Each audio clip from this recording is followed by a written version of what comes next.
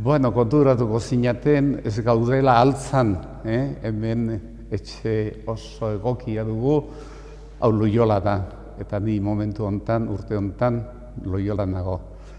Aspalditik hasi nintzen Loiola etortzen 16 urtekin, da ordutik nire bizitza hortiziar ibili da, eta bizitzan zehar egokienetakoa niretzat izan da altzako esperientzia.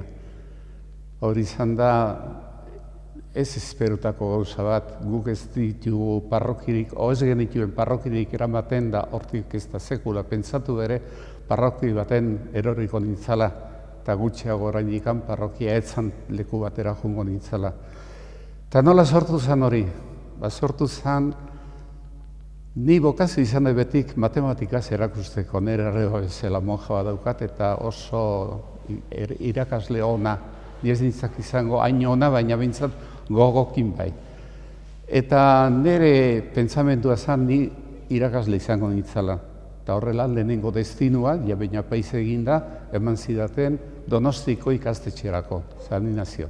Zautzen duzute, Ategorritan dagoen gure ikastetxea, jesuiten ikastetxea. Eta hori martzuan horrela eman zidaten, eskutiz baten, da handik 2 hilabetera beste eskutiz bat jaso non, esanaz ez nintzala jungo Donostira leku hortara, bizikan Garibaira, hango guk erresidentzia ditzen diogu, zuek jesuiten eleizara.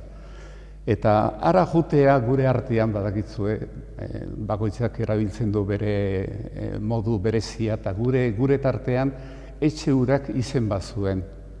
La casa en término.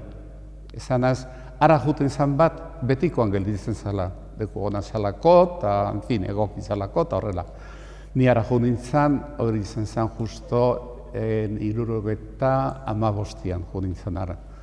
Eta nire urteak, pentsau, 31an jaio nintzen, pentsau zenbait urte nituen, 50 ez da gizen bat, hoiekin jo nintzen ara, eta nire ustez, han betiko gelditzeko. Baina betiko hori 2 urte bakarrik izan ziren.